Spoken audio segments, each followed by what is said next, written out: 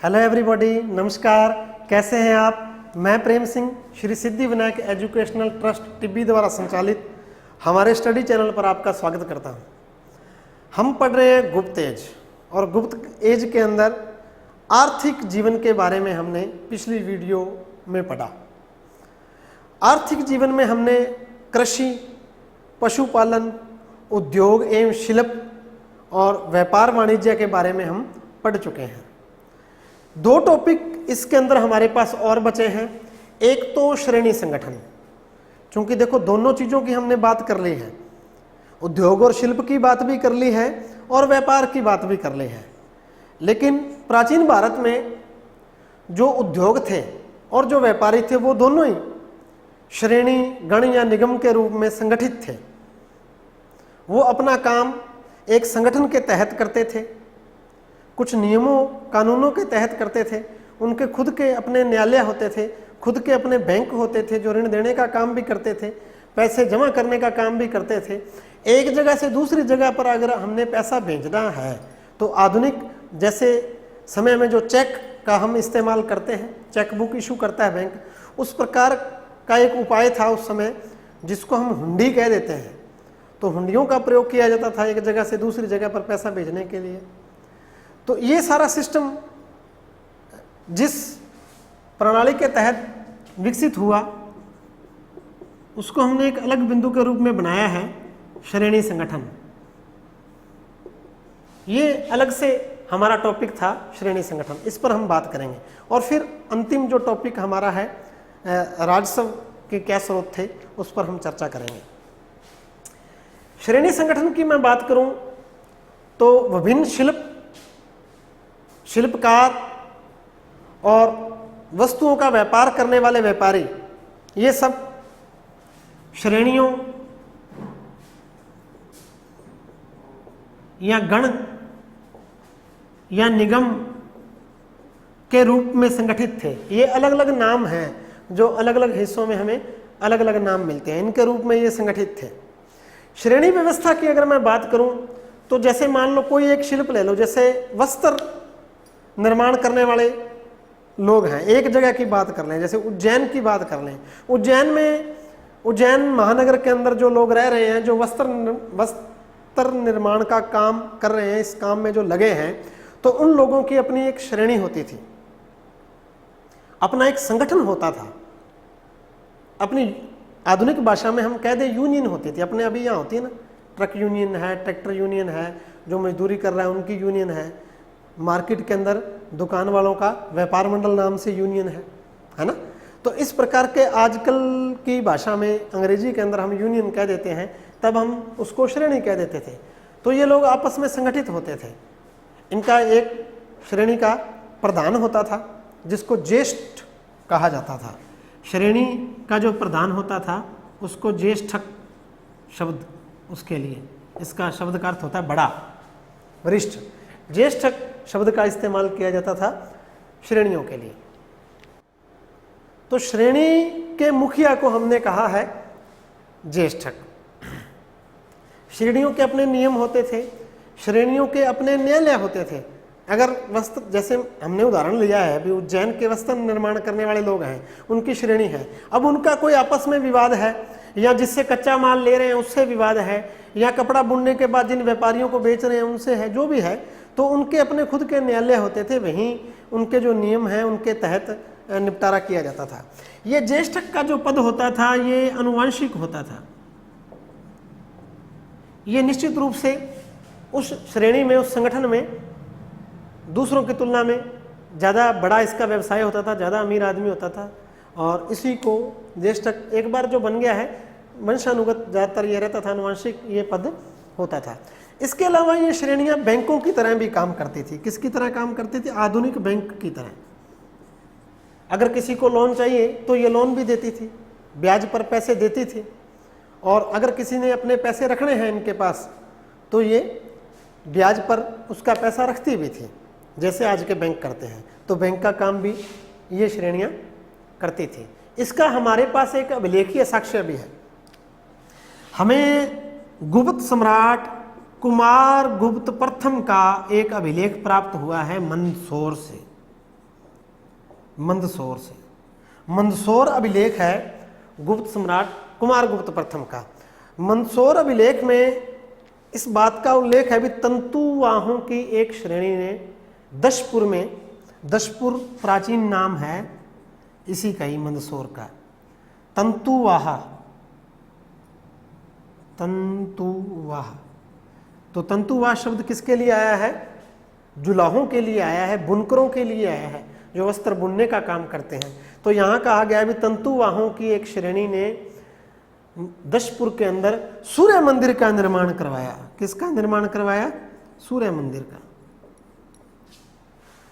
ये अभिलेखीय साक्ष्य है। इससे हमें 3-4 चीजें स्पष्ट होती हैं। एक तो कुमारगुप्त फर्स्ट के टाइम में मंदसौर जो है एक प्रमुख व्यवसायिक केंद्र था। वहाँ जो तंतुवाहों की श्रेणी थी वो विशाल सूर्य मंदिर का निर्माण करवा रही हैं, तो निश्चित रूप से समर्थ थी। तो ये जो श्रेणियाँ थी ये बहुत विकसित होती थी, आर्थिक रूप से बहुत समृद्ध होती थी। तो ये जो है सब लोगों को, जो श्रेणी के सदस्य थे, उनको लोन देने में भी सक्षम थी और इनके पास जो पैसा है वो भी सुरक्षित रहता था। लोग ट्रस्ट करते थे इन पे। इसके अलावा ये व्यापारियों के आवागमन के लिए रस्तों में जो है पीने के पानी वगैरह की सराय वगैरह, उनके ठहरने वगैरह का जो प्रबंध है, ऐसे जो दान पुण्य के काम है या अपने जो उनके ग्राहक हैं, जो व्यापारी उनसे सामान ले रहे हैं, उनके आने जाने में सुगमता रहे, उनके ठहरने का प्रबंध है, उनके खाने पीने का प्रबंध है, मंदिर वगैरह का निर्माण है, ऐसे काम भी ये श्रेणियाँ किया करती थी वे। इसका हमें साक्ष्य मिला है। अब ये श्रेणी से एक बड़ा जो संगठन था वो थी संस्था। एक संस्था के अंतर्गत बहुत सारी श्रेणियां आती थी। जैसे मान लो एक नगर, जैसे उदाहरण उज्जैन का ही ले लेता हूं, वहां तंतुवाहों की श्रेणी है, जुलाहों की। वहां बर्तन निर्माण करने वाले हैं जो, उनकी श्रेणी है। वहां जो धातुकर्म कर रहे हैं उनकी श्रेणी है। यूं अलग अलग श्रेणियां हैं, अलग अलग जो उद्योग शिल्प हैं उनकी। इन सबको मिलके बन जाता थी एक संस्था, जिसको संस्था कह दे या निगम। इसका जो प्रधान होता था उसको कहा जाता था श्रेष्ठी। क्या कहा जाता था? श्रेष्ठी। तो इस प्रकार श्रेणी छोटी इकाई थी और संस्था या निगम इससे बड़ी इकाई थी। श्रेणी के प्रधान को ज्येष्ठक कहा जाता था और संस्था के प्रधान को श्रेष्ठी कहा जाता था। इसके अलावा जब व्यापारिक काफिले चलते थे तो उस व्यापारिक काफिले का जो नेतृत्व करता था उसके लिए शब्द आया है सार्थवाह। देखो नाम से स्पष्ट है, सारथी से, सारथी का मतलब जैसे रथ का सारथी होता है, हम कहते हैं भगवान श्री कृष्ण ने महाभारत में अर्जुन के वो सारथी थे। तो जो सारथवाह, मार्ग दिखाने वाला भी, तो सारथवाह व्यापारियों के जो काफिले थे उनका नेतृत्व करता था। गुप्त काल के दौरान व्यापारिक मार्ग बिल्कुल सुरक्षित थे, चोरी का, डकैती का कोई भय नहीं था बिल्कुल भी, और लोगों का सामान बिल्कुल सुरक्षित था। उनको ताले लगा के उनको सेफ में रखने की आवश्यकता नहीं होती थी, क्योंकि अपराध बिल्कुल नगण्य थे। तो ऐसा शांति का जहाँ प्रशासन है, व्यवस्था है, भी ना तो रस्तों में कोई लूटपाट की, चोरी की, डकैती की कोई संभावना नहीं है। लोगों का, व्यापारियों का, साधारण लोगों का, श्रेणियों का, उनकी जो भी संपत्ति है वो सुरक्षित है, उनको कोई भय नहीं है। तो ऐसे वातावरण में निश्चित रूप से आर्थिक रूप से बहुत ज़्यादा फिर प्रगति होती है। जब शांति का समय है, अच्छा प्रशासन है और किसी प्रकार का कोई भय नहीं है, तो व्यापारी और जो इंडस्ट्री है वो अपना काम फिर खुल के कर पाती हैं भी। तो ये सब बातें थी श्रेणी संगठन के बारे में। नेक्स्ट एक टॉपिक और आर्थिक जीवन में हम ले रहे हैं, वो है राजस्व स्रोत। राजस्व कैसे लिया जाता था गुप्त काल के दौरान, लोगों से कौन कौन से टैक्स लिए जाते थे, सम्राट को जो आय होती थी वो कैसे होती थी। तो 3 प्रमुख भागों में बांटा है राजस्व स्रोत को हमने। पहला तो है भाग, ये हेडिंग बना लेना आप, राजस्व स्रोत। तो गुप्त काल में सम्राट की आय के या राज्य की आय के जो स्रोत थे, मुख्यतः हम उनको 3 भागों में बांट सकते हैं। राजा को सबसे पहली जो आय होती है वो है भाग, दूसरा बलि और तीसरा उद्रंग या ऊपरी कर। भाग और बलि को आपने वैदिक काल से पढ़ा होगा। हमने कहा भी पहले उत्तर वैदिक काल में शुरू में जो है, जब अभी जो राजा है वो काफिले का जो मुखिया होता था वो केवल युद्ध का स्वामी होता था, भूमि का स्वामी नहीं होता था, तब लोग उसको बलि नामक कर देते थे। ये बलि जो कर है ये स्वेच्छा से दिया जाने वाला कर है, नित्य प्रति। फिर हमने बात की थी वहाँ महाजनपद काल तक आते बड़े बड़े राज्यों का निर्माण शुरू हुआ। अब राजा स्थायी भूमि का निवासी बन गया है तो उसने एक निश्चित कर लेना शुरू किया जिसको कहते हैं भाग। तो ये दो कर, भाग, बलि, और ये तीसरे नंबर पर। इसमें बहुत सारे टैक्सेस आ जाएंगे जो अलग अलग चीज़ों के लिए अलग अलग लगते हैं। 3 श्रेणियां हमने बनाई हैं। तो भाग तो था जो भूमि कर, भूमिकर था, और ये उपज का 1/6 भाग लिया जाता था। उपज का 1/6 भाग लिया जाता था भूमिकर, ये निश्चित रूप से राजा द्वारा लिया जाता था। और अगर कोई भूमि मान लो राजकीय संसाधनों द्वारा सिंचित है, कहीं कोई नहर वगैरह निकाली है राज्य ने, उससे सिंचाई हो रही है, तो वहाँ फिर जो भूमिकर है वो 1/6 से बढ़ के 1/4 या 1/3 जितना भी है वो उस हिसाब से। लेकिन ऐसे हमें 1-2 उदाहरणों को छोड़ के कोई नहीं मिलता है, क्योंकि ज़्यादातर जो कृषि है वो वर्षा पर निर्भर थी या कुओं द्वारा सिंचाई किसान करते थे। तो भूमिकर 1/6 भाग था। बलि है जो नृत्य प्रति राजा को जो भेंट वगैरह दी जाती थी, फल फूल वगैरह जो भी चीज़ें हैं, चाहे दुग्ध उत्पादन है, ये डेली के डेली जो प्रजा द्वारा है। अब कुछ लोग मान लो जंगल से फल ताज़ा इकट्ठे करके ला रहे हैं, तो वो राज्य को उसमें से एक हिस्सा देते थे वे बलि के रूप में। तो बलि के रूप में नृत्य प्रति जो राजा को उपहार दिए जाते थे वो बलि में आ गए। उद्रंग या ऊपरी कर में जो एक्स्ट्रा करों की हमने बात की, चाहे वो कहीं सिंचाई कर के रूप में है, या कहीं कोई नगर में भवन कर के रूप में है, या किसी और कोई प्रबंध नगर ने राज्य ने नगर के लोगों के लिए किया है, तो वो अलग से कुछ टैक्स जो लगाते थे। तो तीसरे प्रकार के जो छोटे मोटे टैक्स हैं अलग अलग जो लोगों से लिए जाते थे वो ऊपरी कर या उद्रंग में आ गए। कुल मिला के अगर हम बात करें तो 1/4, 1/4 जो उपज है या आमदनी है जो किसी बंदे की, उसके 25% से ज़्यादा टैक्स हमें गुप्त काल के दौरान नहीं मिलता है। कर जो राज्य द्वारा लिया जाता था, चाहे हम भूमि कर की बात कर लें, सबसे प्रमुख यही है भाग, तो ये दोनों रूपों में लिया जाता था। नगद, जिसको हिरण्य कह दिया हमने, क्या कह दिया? हिरण्य। नगद ले रहे हैं तो नगद भी ले लिया जाता था। अगर कोई किसान मान लो कृषि कर रहा है और वो नगद नहीं देना चाहता है, फसल के रूप में देना चाहता है, तो वो उस वस्तु के रूप में, फसल के रूप में, उस रूप में भी दे सकता है। तो दोनों ही रूपों में जो है कर, वो टैक्सेज हैं वो लिए जाते थे। कर बोझ ज़्यादा नहीं था बिल्कुल भी, हाईएस्ट हमने बताया है 25% था। व्यवस्था बड़ी अच्छी थी, लोग सुखी थे और समृद्ध थे। तो ये आर्थिक जीवन की गतिविधियां जो हैं वो गुप्त काल की हमने पढ़ी हैं। लास्ट जो टॉपिक आपको मिलेगा इस बुक के अंदर, गुप्त काल को हम भारतीय इतिहास का स्वर्ण युग कहते हैं। क्या कहते हैं? स्वर्ण युग। और बड़ा जब प्रश्न बन के आता है तो यही वो कहता है कि गुप्त काल को भारतीय इतिहास का स्वर्ण युग क्यों कहा जाता है। तो फिर हमें जो अब हम बात करेंगे इस पैरे से शुरू करके आंसर को, और फिर हमें आर्थिक जीवन की उपलब्धियां, सामाजिक और सांस्कृतिक उपलब्धियां, है ना, आर्थिक वाली तो हमने इस वीडियो में बात की है।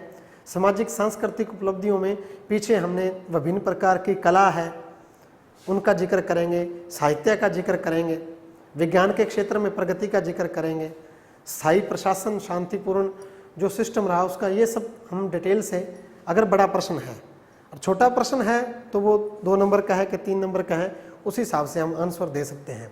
तो स्वर्ण युग क्यों कहा गया है? शुरू से अगर बात करें तो भारत जो गुप्त सम्राट हुए उन्होंने भारत में एक बड़े लंबे समय तक स्थायी और सुदृढ़ प्रशासन दिया, एक मजबूत राज्य का निर्माण किया, एक सुदृढ़ और स्थायी प्रशासन दिया और बड़े शांतिपूर्ण तरीके से शासन किया भी। लोगों के निजी मामलों में बिल्कुल भी हस्तक्षेप नहीं किया और शांति व्यवस्था कायम थी। लोग समृद्ध थे। बड़ी मात्रा में जो है सोने के सिक्कों का प्रचलन गुप्त शासकों ने किया। अर्थव्यवस्था का, भारतीय जो अर्थव्यवस्था थी उस दौरान, उसका मौद्रीकरण कर दिया अभी गुप्त सम्राटों ने। क्या कर दिया? मौद्रीकरण। इस टॉपिक को आप राजस्व स्रोत में ले लो, चाहे व्यापार वाणिज्य वाले में रख लेना, ठीक रहेगा। अर्थव्यवस्था का गुप्त सम्राटों ने क्या किया? मौद्रीकरण कर दिया। उन्होंने बड़े स्तर पर सोने के सिक्के, चांदी के सिक्के, तांबे के सिक्के जारी किए। सबसे खास बात, सोने के सिक्के जारी किए और उनकी क्वालिटी भी बहुत ज़्यादा अच्छी थी और कलात्मक रूप से भी देखें तो उत्कृष्ट नमूने हैं भी। अलग अलग सम्राटों के हमें बहुत सारे प्रकार के सिक्के मिलते हैं, जैसे हमने समुद्रगुप्त की बात की थी, वीणावादन प्रकार के, परशु प्रकार के, धनुर्धारी प्रकार के, गरुड़ प्रकार के या अश्वमेघ पराक्रम वाले सिक्के, हमें अलग अलग प्रकार के सिक्के मिलते, कलात्मक भी थे और शुद्ध भी थे भी। सबसे ज्यादा सिक्के जारी किए हैं कुमारगुप्त ने। एक पूरी सिक्कों के ऊपर ही 2-3 बातें हैं, प्रश्न आ भी जाए तो भी हो जाएगा और बिल्कुल क्लियर भी हो जाएगा। सबसे पहले सोने के सिक्के जारी करने वाला गुप्त सम्राट, तो सर्वप्रथम सोने के सिक्के जारी करने वाला सम्राट, गुप्त सम्राट की बात है भाई, चंद्रगुप्त प्रथम। सर्वाधिक सोने के सिक्के जारी करने वाला सम्राट तो क्या आ जाएगा? कुमारगुप्त प्रथम, कुमारगुप्त प्रथम। और सर्वप्रथम चांदी के सिक्के जारी करने वाला सम्राट, खास तौर पर पश्चिमी भारत में, तो क्या नाम आ जाएगा? चंद्रगुप्त सेकंड, विक्रमादित्य जिसको कह देते हैं। इन्होंने चांदी के सिक्के जारी किए पश्चिमी भारत में सबसे पहले। तो सोने चांदी के सिक्के, और सबसे खास बात, सोने के सिक्कों को क्या कहा गया है? दिनार कहा गया है। सोने के सिक्कों को क्या कहा गया है? दिनार। देखो आपको देखने में लगेगा यूं भी, ये तो शब्द जो है अरबी का सा प्रतीत होता है, हिंदी का सा प्रतीत नहीं होता है दिनार। तो गुप्त काल के दौरान, इंपॉर्टेंट प्रश्न है, गुप्त काल में सोने के सिक्कों को क्या कहा जाता था? दिनार कहा जाता था। और ये शब्द आया कहाँ से है? ये शब्द रोम से आया है, रोम की सभ्यता से। क्योंकि प्राचीन काल से ही भारतीयों का रोमन साम्राज्य के साथ जो व्यापार है वो बड़ी उन्नत अवस्था में था और भारतीयों के पक्ष में था। भारतीय कपड़े और जो मसाले हैं उनका निर्यात भारी मात्रा में रोम को होता था सोने के बदले। वहाँ सोने के सिक्कों को डेनियर कहा जाता था। उसी शब्द का हिंदी रूपांतरण हुआ है दिनार, सोने के सिक्कों को कहा गया है। तो अर्थव्यवस्था का मौद्रीकरण किया गुप्त सम्राटों ने, भारी मात्रा में सोने के सिक्के जारी किए, जिससे क्रय शक्ति में भी वृद्धि हुई, व्यापार वाणिज्य को बड़ा बल मिला।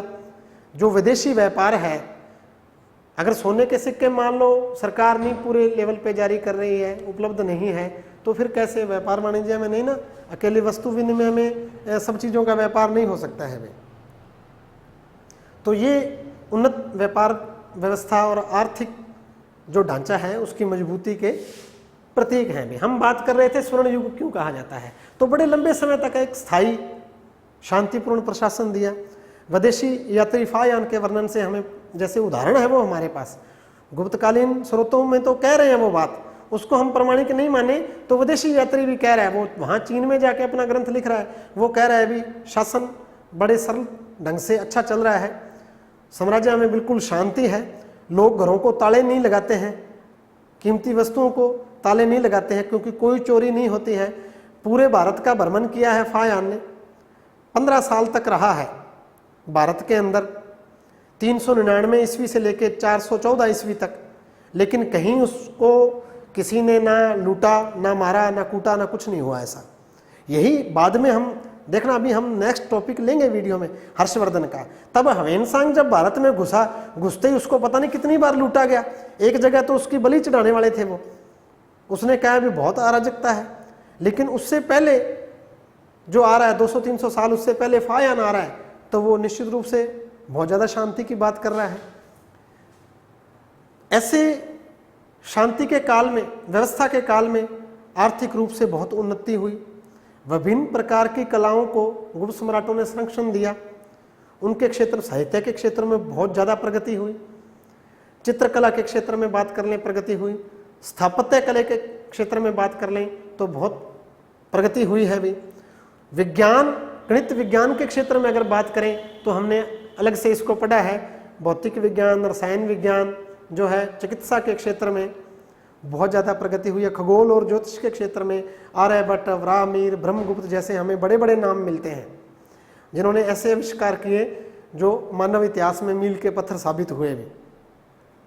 तो ये चहुं और जो प्रगति हुई कला के क्षेत्र में, विज्ञान के क्षेत्र में, मानव जीवन के क्षेत्र में, सामाजिक क्षेत्र में, आर्थिक क्षेत्र में, इन सब वजह के कारण ही हम गुप्त काल को भारतीय इतिहास का स्वर्ण युग कहते हैं।